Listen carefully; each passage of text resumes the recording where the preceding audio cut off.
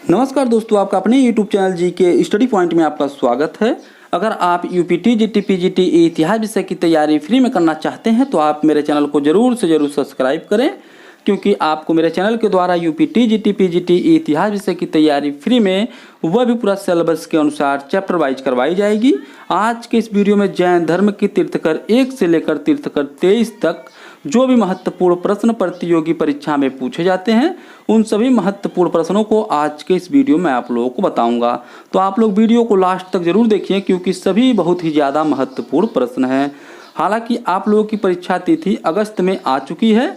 आप लोग ज़्यादा से ज़्यादा पढ़ाई पर ध्यान दें, क्योंकि आप लोग का अच्छे अंकों से पास हो सके एग्जाम को। तो चलिए आज के इस वीडियो को शुरू करते हैं। पहला प्रश्न देखते हैं, 62 प्रमुख देशी संप्रदायों का उदय कब हुआ था? जिसका सही उत्तर है वह 6वीं सदी ईस्वी पूर्व।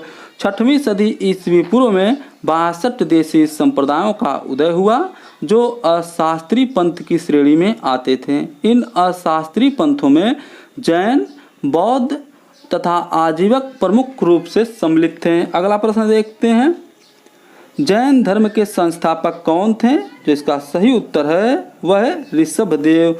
जैन धर्म के संस्थापक ऋषभदेव थे। अगला प्रश्न देखते हैं, जैन धर्म के पहले तीर्थकर कौन थे?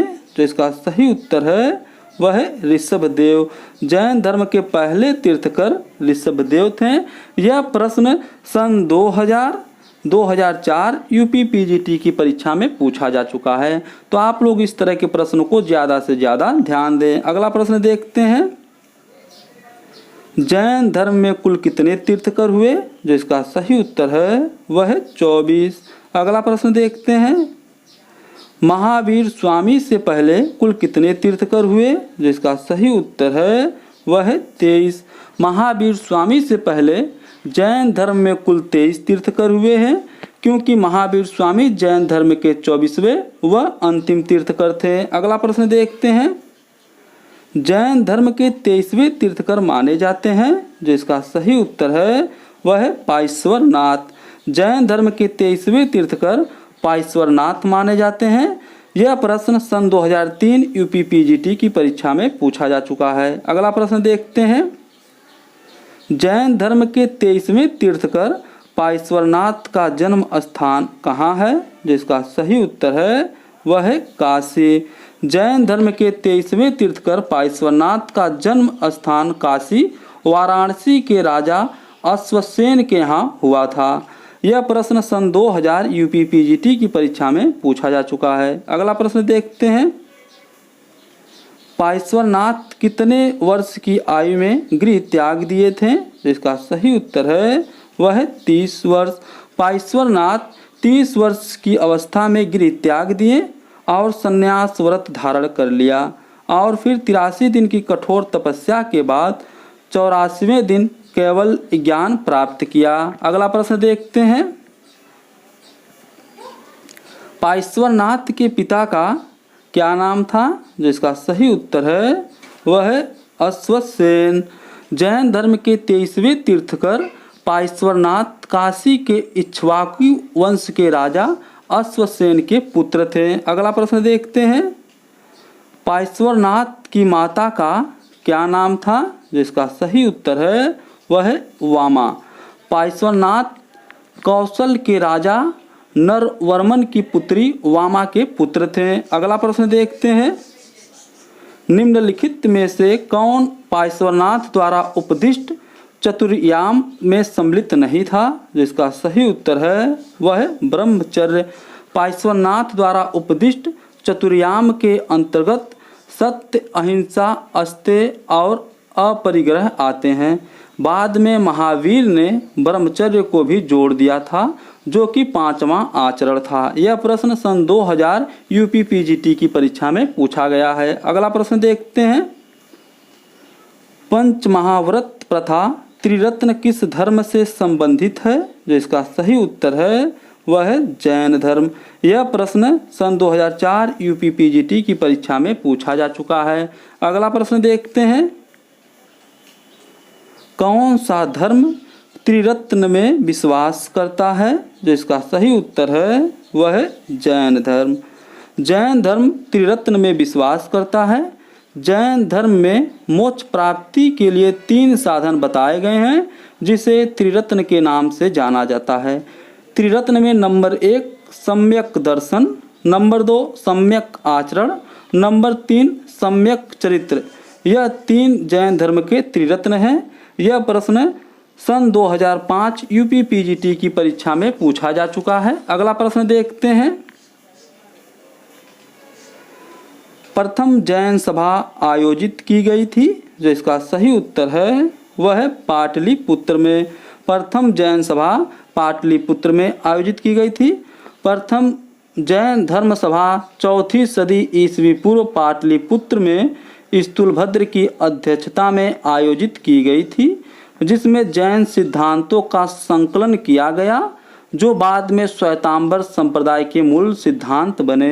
यह प्रश्न सन 2009 यूपी पीजीटी की परीक्षा में पूछा गया है। अगला प्रश्न देखते हैं।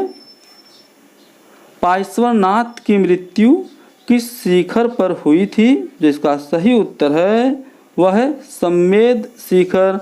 पार्श्वनाथ की मृत्यु 100 वर्ष की आयु में झारखंड के सम्मेद शिखर में हो गई थी। अगला प्रश्न देखते हैं। किसके शासन काल में जैन धर्म श्वेतांबर और दिगंबर संप्रदाय में विभाजित हो गया, 2 अलग संप्रदाय में विभाजित हो गया था, जो इसका सही उत्तर है वह है चंद्रगुप्त मौर्य। जैन धर्म श्वेतांबर और दिगंबर 2 संप्रदायों में चंद्रगुप्त मौर्य के शासन काल में विभाजित हो गया था। यह प्रश्न सन 2011 यूपी पीजीटी की परीक्षा में पूछा गया था। अगला प्रश्न देखते हैं। किन 2 तीर्थंकरों की चर्चा ऋग्वेद के केसी सूक्त में मिलती है, जिसका सही उत्तर है वह है ऋषभदेव व अरिष्टनेमि। अगला प्रश्न देखते हैं। वायु पुराण तथा भागवत पुराण में किस तीर्थंकर को विष्णु या नारायण का अवतार कहा गया है, जो इसका सही उत्तर है वह है ऋषभदेव। वायु पुराण तथा भागवत पुराण में ऋषभदेव को विष्णु या नारायण का अवतार कहा गया है। अगला प्रश्न देखते हैं। श्वेतांबर संप्रदाय के अनुसार निम्न में से कौन स्त्री तीर्थंकर है, जिसका सही उत्तर है वह है मल्लीनाथ। श्वेतांबर परंपरा के अनुसार मल्लीनाथ तीर्थंकर जो है वह स्त्री तीर्थंकर हैं। मल्लीनाथ दिगंबर संप्रदाय के अनुसार पुरुष तीर्थंकर थे। मल्लीनाथ जैन धर्म के 19वें तीर्थंकर थे। अगला प्रश्न देखते हैं। जैन परंपरा के अनुसार बाहुबली किस तीर्थंकर का पुत्र है, जिसका सही उत्तर है वह है ऋषभदेव। जैन परंपरा के अनुसार बाहुबली जो है ऋषभदेव के पुत्र थे। यह प्रश्न सन 2013 यूपी पीजीटी की परीक्षा में पूछा जा चुका है। अगला प्रश्न देखते हैं। निम्नलिखित में से कौन सा जैन धर्म के त्रिरत्न में नहीं है, जो इसका सही उत्तर है वह है सम्यक कार्य।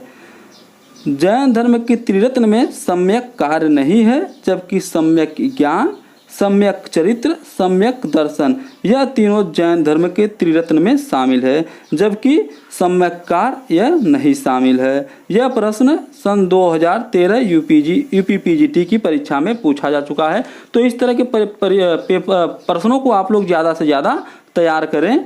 चलिए अगला प्रश्न देखते हैं। सम्रादित्य कथा का संबंध किस संप्रदाय से है, जो इसका सही उत्तर है वह है जैन धर्म। सम्रादित्य कथा में जैन धर्म की दार्शनिक अभिव्यक्ति मिलती है। यह प्रश्न सन 2012 यूपी पीजीटी की परीक्षा में पूछा जा चुका है। अगला प्रश्न देखते हैं। स्याद्वाद जुड़ा है, जो इसका सही उत्तर है वह है जैन धर्म। स्याद्वाद जुड़ा है, यह जैन धर्म से जुड़ा है। यह प्रश्न सन 2009 यूपी पीजीटी की परीक्षा में पूछा जा चुका है। अगला प्रश्न देखते हैं। निम्न में से किससे अर्थ फलक संबंधित है, जो इसका सही उत्तर है वह है श्वेतांबर। निम्नलिखित में से अर्थ फलक जो है श्वेतांबर से संबंधित है। अर्थफलक का संबंध जैन धर्म के श्वेतांबर संप्रदाय से संबंधित है।